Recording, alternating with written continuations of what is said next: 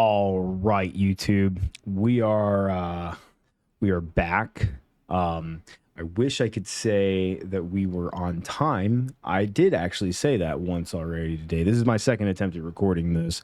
My kid had a bit of a meltdown after school today that completely derailed all recording, lost my train of thought. I was already well on the way to breaking the world record for most yawns in a YouTube video. And we're back at it for round two. Um, I really need to look into how to like mitigate that. It's a pretty common occurrence when I'm recording, and it kind of bothers me just a skosh. As you can see, the ear jail epic is kind of an evolving narrative. We're not really sure what we're doing anymore. We're like, are the ears covered? Are they out? What even is this? Noise canceling earbuds, hopefully to help me focus, especially when I've got three different football games going right now. We got Texas State versus don't tell me, I'm not even gonna look, it's gonna bug me. It's not UTEP's playing Sam Houston State in the other game. It is Texas State versus Troy. Texas State versus Troy. Tampa Bay versus Atlanta. And then I got Sam Houston State. I keep keeping the state in there. It's just Sam Houston. They dropped the state. They're growing up. But I got them versus UTEP. And well, I did like a little bit of a preview of these games in the earlier recording, but that seems kind of like a moot point now because they're live. Texas State is doing exactly what I thought they'd be doing. Sam Houston in a bit of a closer game than I anticipated with UTEP, but they do literally have them standing in their own end zone right now. I'm not really sure how that last play wasn't a safety. It's currently 3rd and 18 from the UTEP 1.5 yard line. Not great if you're a minor. Miner. Just in case there's any sickos, I have to clarify that for. Oh, and Tampa Bay's up 24-17 against Atlanta. I don't really have a beat on this game. I mean, other than I feel pretty good about the way Baker Mayfield's playing right now. But hey, we're here to talk about college football. I'm getting off track here. See, this is exactly what these are supposed to help mitigate. I'm an unstoppable force of tism. So we're just going to jump right into the Friday games, and then we're just going to kind of wing it. I had like kind of some programmed changes to the way I was going to try and do these this week. And with the recording mishap earlier today, it's just kind of made it to the point where I just want to get this done because I want to go hang out with my wife in a little bit. So I'm going to watch the games here while I can, do this recording, and then jet on out of the office because I've been sitting here all day for school and it's been driving me crazy. So going into Friday, I wish that I had like some just earth-shattering and progressive thoughts on Jacksonville State versus Kennesaw State. We have a first-year FBS program. We have a second-year FBS program. The line's currently Jacksonville State -16, and I literally don't have a single brain cell worth of information to argue that. So yeah, lay the points with Jacksonville State. Why not? A game I do have some opinions on: TCU versus Houston. The line. Oh, number 2. I can feel it coming. I can feel him coming in the air tonight. Oh Lord, a little bit of a sip here. That's good stuff. So TCU versus Houston. Line's currently TCU -16.5. Over under a 51.5. So basically Vegas is acknowledging that TCU's gonna score. TCU can get scored on, but Houston's garbage. Nothing in that number other than the fact that it probably opened at 14.5. 2-touchdown favorite at home seems pretty reasonable for an upper half Big 12 team. Yeah, I mean, Houston's bad. I'm sorry. Willie Fritz, first year, probably just going to run as much damage control as he can to get out of the season with as much momentum as he can possibly generate, and then continue into later phases of the rebuild, right? But yeah, I'd give me TCU at home on this one. I've drafted Josh Hoover. I wish I could remember his first name. It begins with the letter E, but wide receiver Mitchell. Yeah, or is it McAllister? E. McAllister? I'll get back to you on that one. But yeah, next game, Oregon, Michigan State. This is one where like I wish that like I could lean into some of the subplot here. Like, oh, Jonathan Smith, former Oregon State head coach. Is my phone? Okay, I'm tripping right now. Yeah, Jonathan Smith, former Oregon State head coach. You know, he's beaten Dan Lanning before. He's at Michigan State with Big Ten funding and da da da da da da da da. I just don't see it happening right now. The line is currently Oregon minus 23.5. Do I see Michigan State being a team, especially with Jonathan Smith coaching? Do I see Michigan State as a team that's kind of like this? How do I want to put this, right? Like there's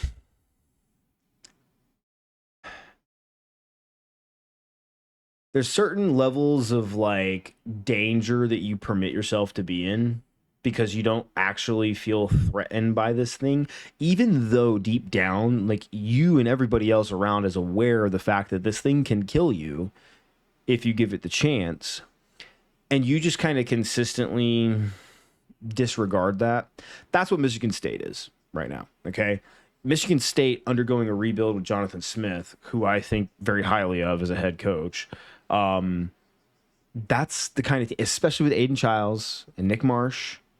That's the kind of team that on any given Saturday, like not every given Saturday, are they going to be a team that you're looking at like, man, I'm really excited to see what this team does today. No, they're not consistent enough to warrant that kind of behavior. But are they a team that on any given Saturday could just the stars align for them and it meets in an unholy matrimony of I'm the 6th ranked team in the country at home and I just got beat by a first-year head coach. First year at his current program. Maybe. I don't think it's going to happen. But hey, crazier stuff's happened in October. So going on to a game that I'm not touching this game with a 10-foot pole. I'm here to tell you right now. Like, I love the narrative surrounding it. That said, I don't feel a lick of confidence in this. UNLV at Syracuse. Okay. And let me bring up the graphic here now that we're talking about this. It's my bad. So we're looking right here.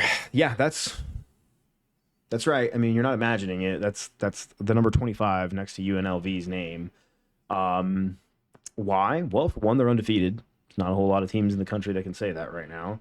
And two, after losing their starting quarterback, Chase Sluka, by the way. If you're not familiar with the NIL debacle that happened between Chase Sluka and UNLV over the week, I'm not really going to rehash that here. I have my own opinions. I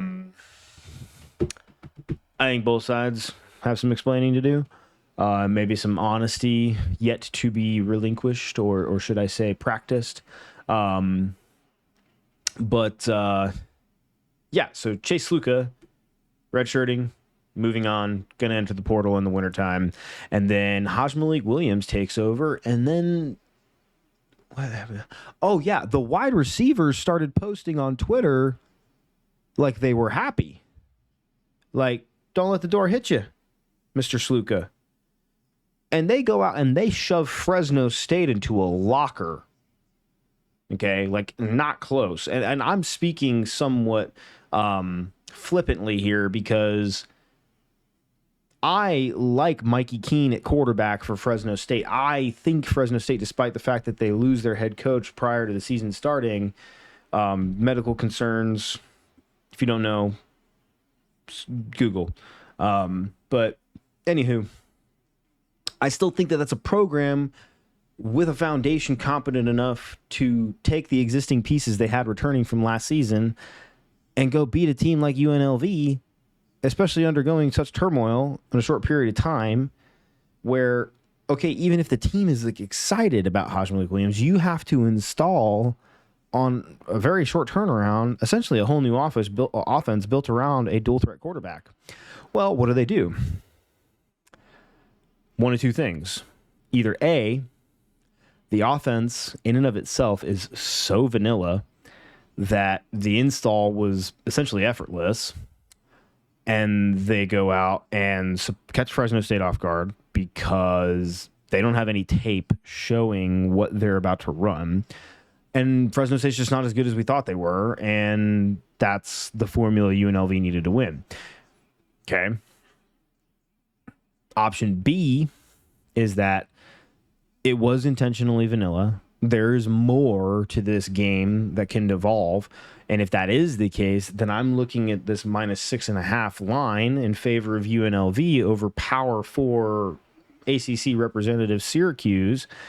And I'm like, okay, I'll buy that for $1 because Syracuse, quite frankly, was impressing me with their offensive output earlier in the season. But as soon as they got into conference play, it's like, why is Stanford beating you at home? I mean, I'm originally a Pac-12 guy, right? You know, RIP, but Stanford's not supposed to be here right now. Like, they were essentially an afterthought coming into the season, especially with regard to conference, you know, play. And you lost at home. Okay. I mean, crazier shit's happened, but it's a little concerning, right? And then what do? Was it Howard? No, Holy Cross. They destroy Holy Cross, but it's like, we have a 4-game sample size for you. 3 against certifiable cupcakes. And the one semi-serious team that you've played handled you. Maybe the line's right. Maybe it's not. I don't know. I think that if option A is the reality here and UNLV's offense is simplistic, if not just mildly challenging for less talented defenses, well, now it's on tape. And if that's all you got, it's not going to take long for other coaches to figure you out. Like 1 week with the right staff and you're back at the drawing board, or at least you're rendered ineffective because you've been easy to find out. Sorry, got an itchy ear. Gonna take care of that. All right. We're good. So yeah, I'm not touching this game because I'm looking at because this has been bet up. Like, this has been bet to UNLV. So Vegas really likes them, or there's just some insane UNLV single bettors out there, you know, affecting the pool. But I don't know. Like, I've seen enough from Syracuse offense to think that they're going to put up points. And with the over-under 57.5, Vegas seems to agree as well. Like, this is going to be a decent game where each team could conceivably have, you know, 4 touchdowns. If my math is correct. Yeah, we're looking at 4 touchdowns with a field goal swing here or there, right? Sending it up. Yeah, that was way overthrown. Tragic. But is 3 coming? We were able to keep it at bay. We love that for us. I'm going to take a nice little swig here.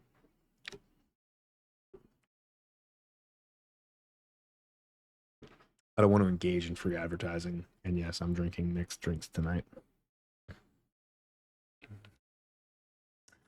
Whoa, that's an interesting combo. I'm not even going to tell you what's in either of those. I'm just going to leave it up to, you know, kind of your imagination. So yeah, moving away from that, the end of that Friday stint, that is just somewhat of a crapshoot as far as I'm concerned. Let's just start Saturday. We're going to go top to bottom. I initially had a plan for this. It was going to be a little bit more jumpy around kind of kind of lingo, and I just don't have the bandwidth right now, I guess, to really engage on it. I kind of had it scripted earlier, and now I'm just like, papers in the air, fuck it. Penn State, UCLA. UCLA is not great. Really don't like the tape. They seem kind of lost. Penn State's going to roll here, especially at home. Yeah, I mean, Penn State's a 28-point favorite. Those poor boys from LA are going to get boat raced, I think. Let's talk about an intriguing game. This is the game of the game of the whys, right? We have 9th ranked Missouri. Why are they ranked 9th? Against 25th ranked Texas A&M. Why are they ranked 25th? Texas A&M is a 2.5-point favorite at home. This is like less. That's less of the thing. So the real way to look at that is that Texas A&M is a 2.5-point favorite at home.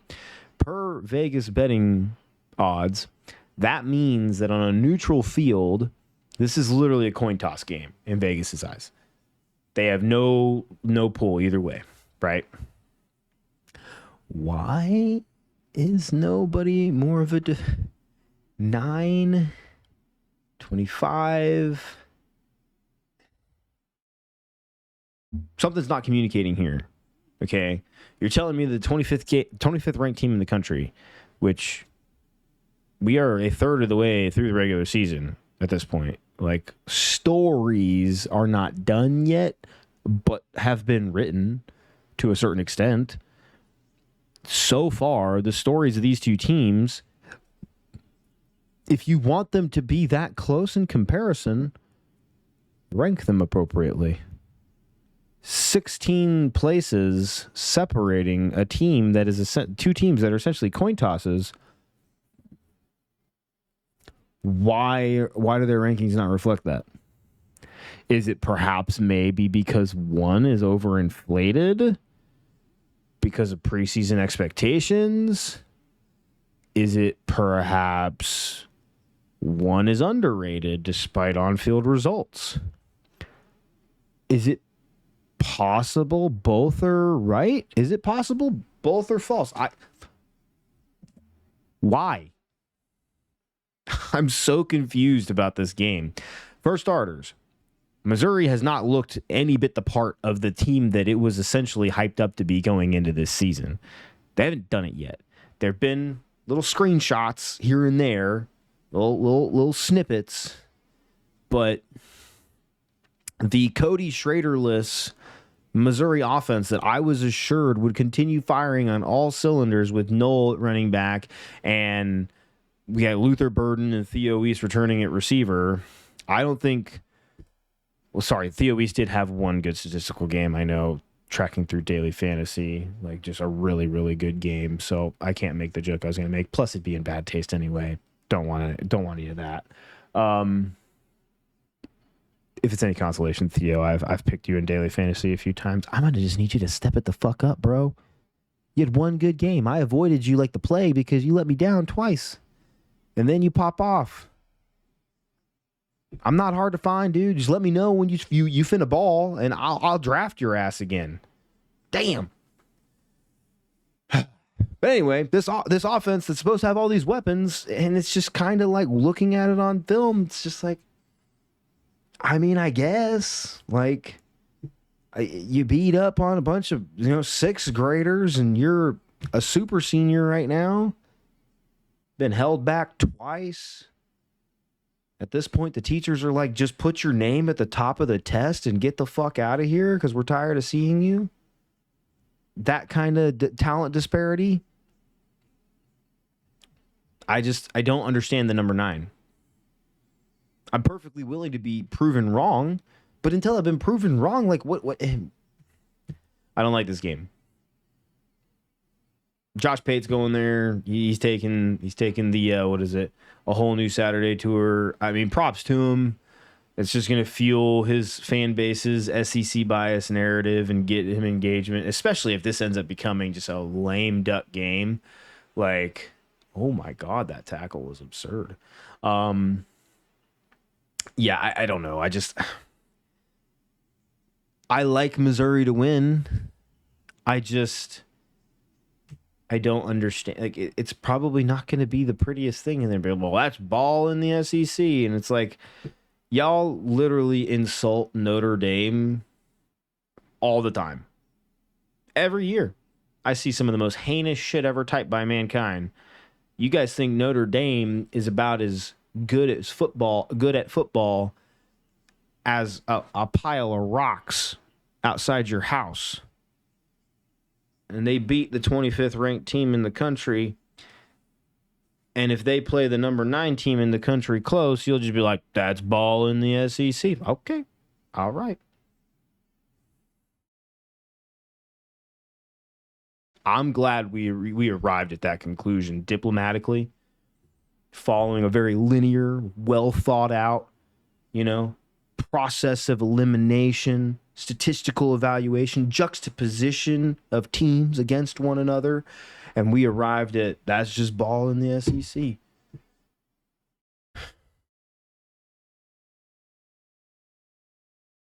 I love it for them.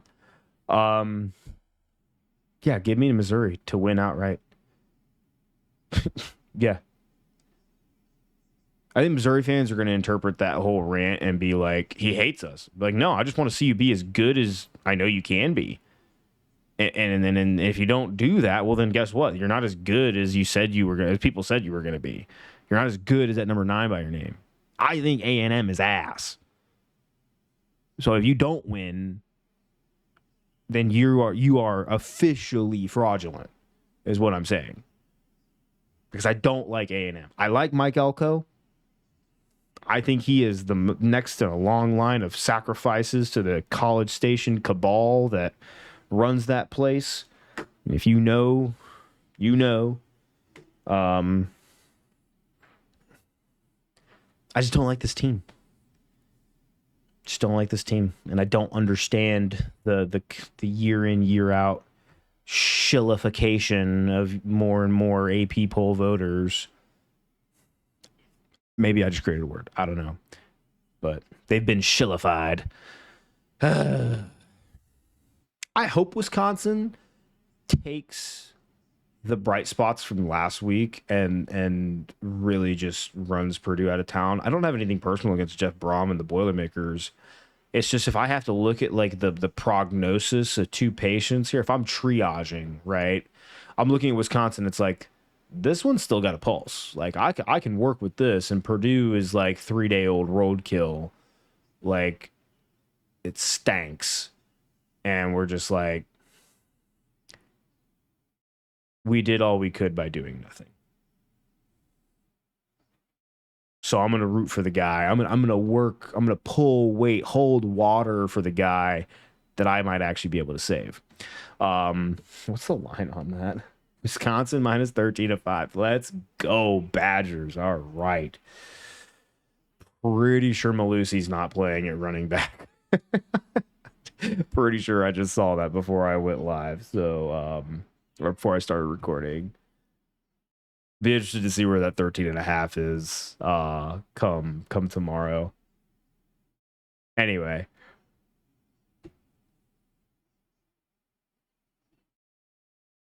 It wanted to happen. It wanted to happen, but I wouldn't let it. It's a couple of ACC conference matchups here. That should be fun. I mean, this is literally just like a whole block of ACC madness right here. Do I have any? Not really. I find it interesting that Pitt is a 2.5 point favorite on the road against North Carolina. Or just is it just Jover? Like, are the vibes that bad in Chapel Hill? We'll see. Army versus Tulsa. I don't recall seeing that game in any slates for daily fantasy. Probably because Tulsa's going to get body bagged. But anywho, okay, yeah, let's go to the 2:30 slot. I'm pretty much done there. I don't really want to talk too much more about that. Let's talk about what's going on. Just right in here. A whole lot of great things that we want to talk about. This is what we call the oh fuck me part of the schedule because a few reasons, just a few. Okay. Ohio State on the road. Sorry, Ohio State hosting Iowa for one. Easily both teams' biggest game that they've played so far this season. This will be Iowa's Super Bowl. So they will be very well motivated to come out and win this game. That said, Iowa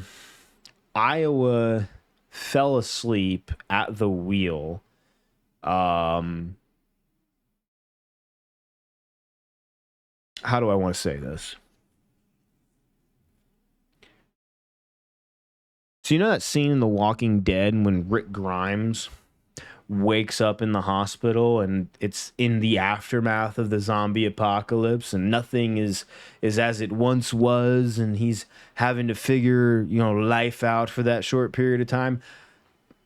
Iowa is Rick Grimes, except instead of waking up in a zombie apocalypse, they woke up in a dystopian future where offense doesn't fucking exist. That's been the Iowa plot for the last few years. Now, I will say this, people are looking at Iowa's offense this year and liking what they're seeing, myself included. Okay, I'll give my roses out with my haymakers. I'm a fair and honest man. The looks they're giving defenses are empowering the run game way better than their formations last year. Okay. Caleb Johnson is putting up a ton of points every game, and I have no reason to believe that he won't be able to sustain that throughout the year. I just have every reason to believe that he is not going to be as successful on Saturday as he has the rest of the year so far. Because Ohio State's defense, they all would have been in the National Football League. Well, a lot of them would have been in the National Football League this year, had they declared for the draft. But no, instead, the Ohio State coffers were cracked open and literally laid at the feet of these guys like they were Viking warlords, and they're drinking out of the skulls of their enemies like gods, right? All just a way of saying, is my tongue red? Dude, that is so weird. How absolutely, dude, that I'm looking at a 2K monitor in front of me, and the gain that it is applying to my recording was very, very distracting there for a moment. I'm so terribly sorry.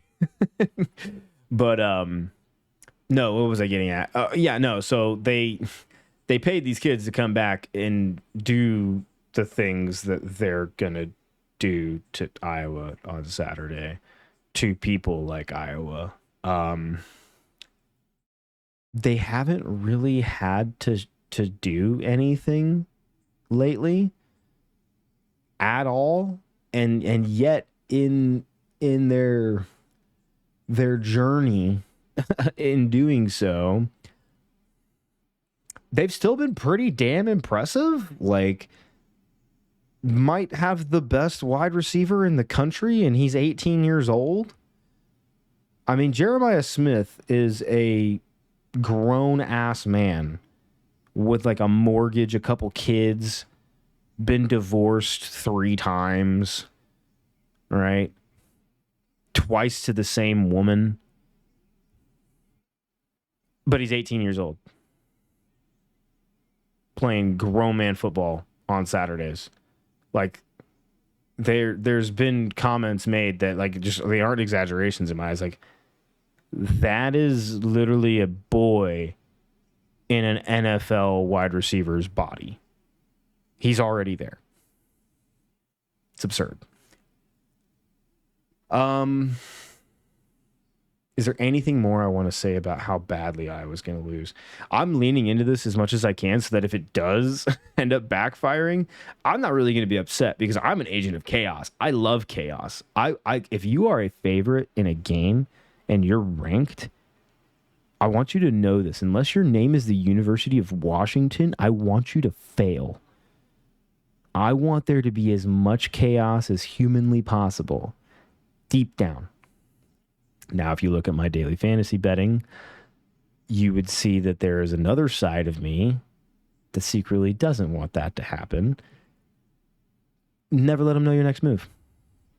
And by them, I mean me. Unpack that however you want. Auburn versus Georgia. So, there's two things I don't want to be in this game. I don't want to be Georgia. Because being Georgia right now probably feels like you're walking around with just like a lead ball in your gut. Just like, ugh. Just pulling you down. And you're like, fuck, man. Again? Like, again.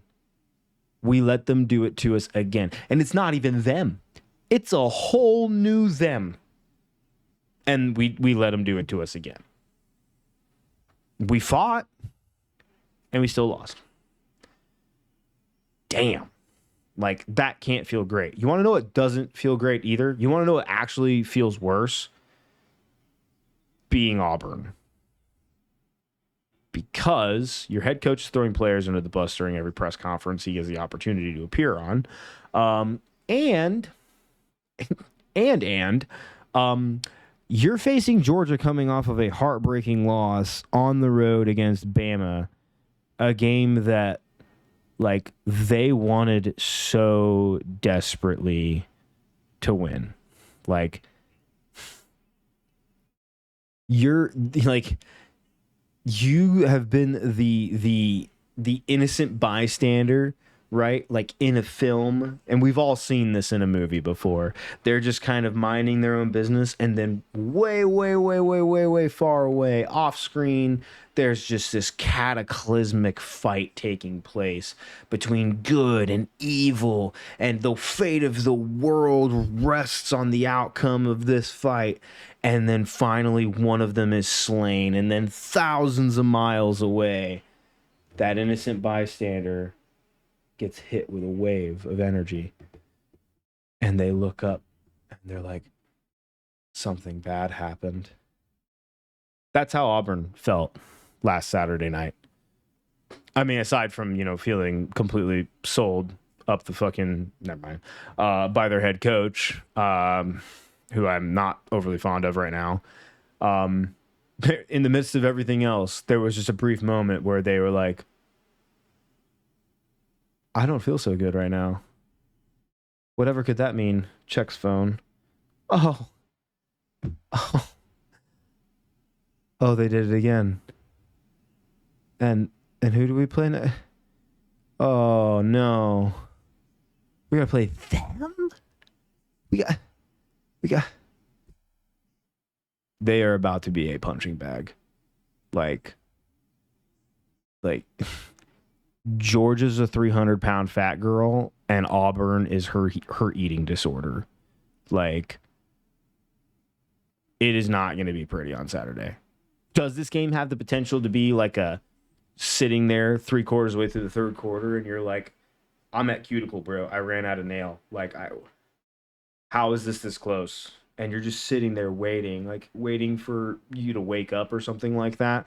And then Brock Bowers, activates, Clark Kent mode, pulls off the button up glasses, turns into Superman. But wait, I'm forgetting something. You don't have Brock Bowers. And that is how I go from completely deriding Georgia to presenting a very clear and present situation and how they could possibly lose this. All right. The emotional pitfalls of losing to Bama midway through the season and not at the end of the season is that you still have a lot of season left to play. And when this opponent typically has marked for you emotionally, physically, significantly, whatever you want to say, whatever Lee, Alabama has represented the finish line for the regular season so many times for Georgia. The fact that this happened in week 5 and they lost, now if you're Georgia, this is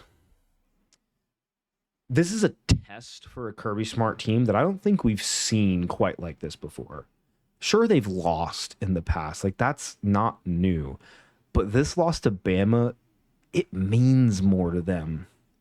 Because when they lose just randomly to Kentucky or Florida or South Carolina, those are random occurrences that they know what they did wrong. They know how they're going to get right. And they're going to come back the next year and literally sell your remains back to your family when they're done with you. Like, it's never pretty.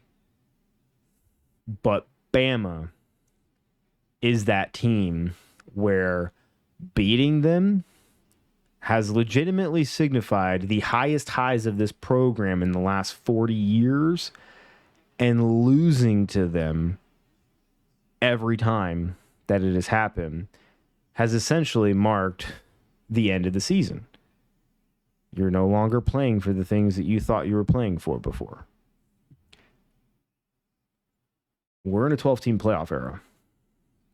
Does Georgia know that? Are the players aware of how much they still have left to play for? I don't obviously think Kirby Smart is going to let them forget that. I want to play devil's advocate here and kind of illustrate the ways that Auburn could do the unthinkable. But for me, I think it would more so be Georgia doing the unthinkable if they lost. The unthinkable for me is to think that a Kirby Smart-led program with the type of talent that they have can't respond to what happened on Saturday and come back and throttle a team like Auburn that's in disarray. Because if that doesn't happen, right? If Auburn wins this game in spite of everything stacked against their favor, now the culture questions at Georgia, those are all like dumps bag on counter. Hey, you kept telling me to get these off your counter because you didn't think it was relevant, and that, 70 cajillion traffic violations in the last 3 years is just kids being kids, right?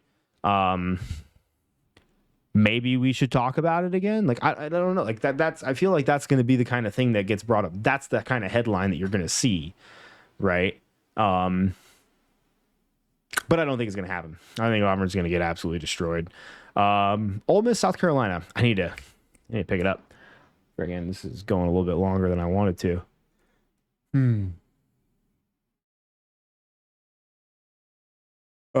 Couldn't fight it. I wanted to fight it so hard. Anywho, Indiana Northwestern, Curtis Rourke. Love the way he's playing, taking good care of the football. Kind of made a few mental errors last week, but definitely corrected and came out after halftime and was just like, "Hey, I got a tea time to make. Let's go bury these guys." I think Northwestern's the next victim, not because I think they're bad kids or just terribly coached program. I just don't think they have an offense right now, through mostly no fault of their own. It is Northwestern after all. Let's talk about Virginia Tech, Stanford real quick. Which of these teams do I feel like less confused about? Virginia Tech loses in week 1 to Vanderbilt on the road and almost upsets Miami. And a lot of people's eyes did upset Miami and had the game stolen from them by the officiating team. And Stanford upsets Syracuse at home and then loses to Clemson badly, might I add. But they're 1-1 in conference play against two teams that I think a lot of people, I don't know about the Syracuse game. I think through weeks 1 through 3, you might have been looking at Syracuse as like,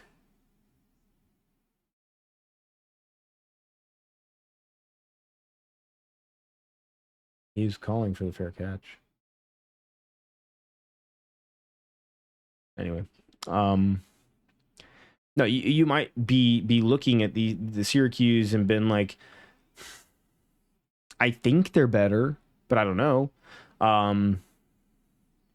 Yeah, what's the line? Is it, I want to say Vautech is favored right now. Yeah, Vautech -8. That means money's gone to Vautech. Because there's no way this opened at 8.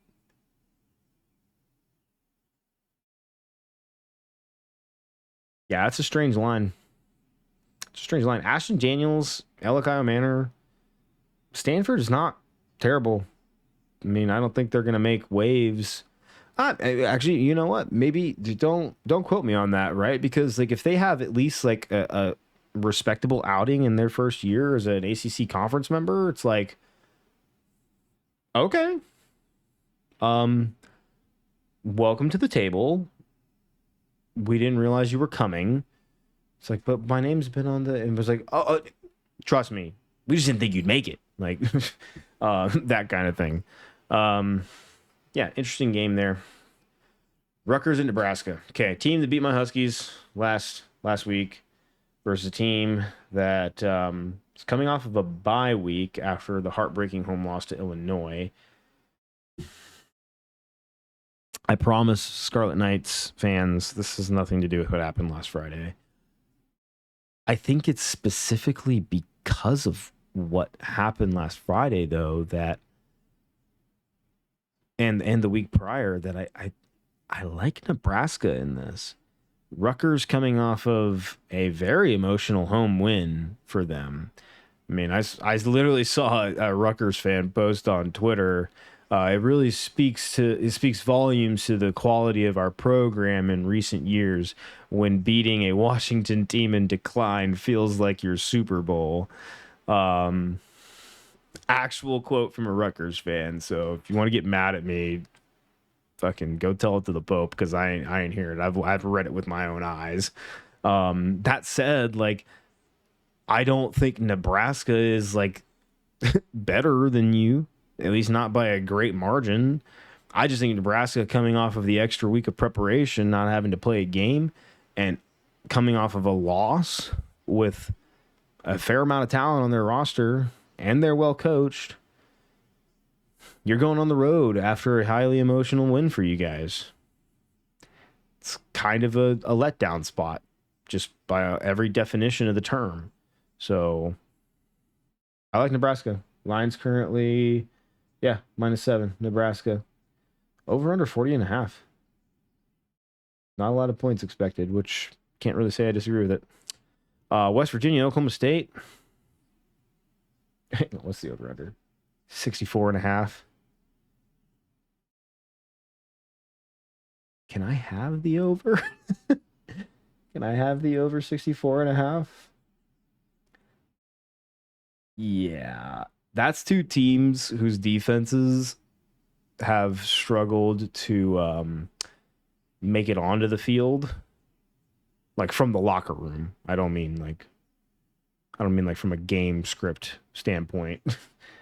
I shouldn't say that. I'm over here on my high horse. I know quite a bit about Oklahoma State. I know West Virginia's offense is decent, but I can't really speak volumes to their. Sorry, I know West Virginia's offense is decent. I can't really speak volumes to their defense. That said, I know Oklahoma State has this really great thing going where their passing game is inexplicably better than their running game, despite the fact that they returned the Doak Walker Award winner and Ollie Gordon. Bowman doesn't look great, but he's still putting up numbers. Their receivers are probably carrying that. I got a team that can't run going up against a team that could if it wanted, maybe, but just doesn't really seem to want to. Yeah, give me the over. I have no idea who's going to win the game. Oklahoma State's favored right now, -3 at home, so no fucking clue. No fucking clue. Alabama at Vanderbilt. So let me tell you a story about Diego Pavia, a transfer from New Mexico all the way to the brave state of Tennessee, where he enrolled at Vanderbilt University. where he's probably majoring in nothing to do with medical science or anything like that. I have absolutely nothing to prove that, by the way. Let me tell you a story about this young man and the amazing journey he's been on and how none of it matters because Bama is going to absolutely fucking mop the floor with Vanderbilt's guts on Saturday. Bama line currently minus 22.5. Honestly, not the biggest spread that I've seen so far this week. And I don't know why. People will be like, but the Pavia and the Virginia Tech. Go watch Virginia Tech. Come back. Waddle on back over to me when you've watched Virginia Tech play more than one game, and then you tell me how impressive the Vanderbilt win is. You klutz. But they played Missouri. We already had a conversation about Missouri. I don't really know what to tell you. If you're coming to me with this, as like you're using their performance against Missouri to justify why the spread against Bama isn't bigger, but you won't listen to me talk about why the fuck is Missouri ranked as high as they are, you literally make no sense. Full stop.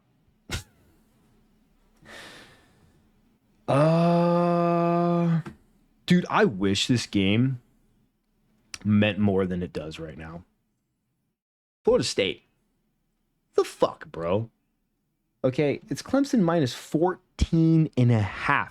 If I had told you on September 1st that Clemson, Florida State would feature only one ranked team and the point spread would be in favor of one team by 14.5 with an over-under of 46.5.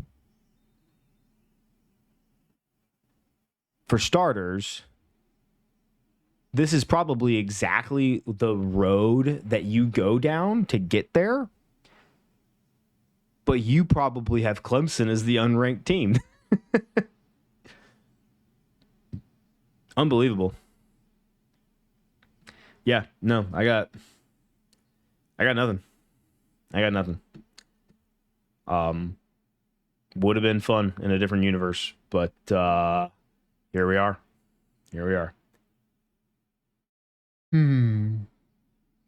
Oh. Another yawn for one, and we accidentally started drifting into the evening slate. Okay. I have to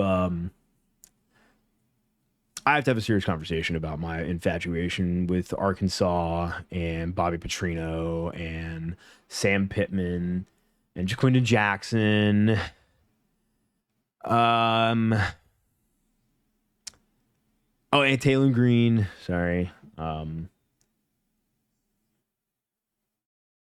Might have been wrong. Okay. I thought they'd shown enough, for me at least, to say that this is a better team than last year, which is still very likely true. But I took it to a degree where it was like, you're going to beat Texas A&M, and you're going to do it quite easily. I really thought that. I'm that down on Texas A&M that I thought Arkansas was going to be able to handle them.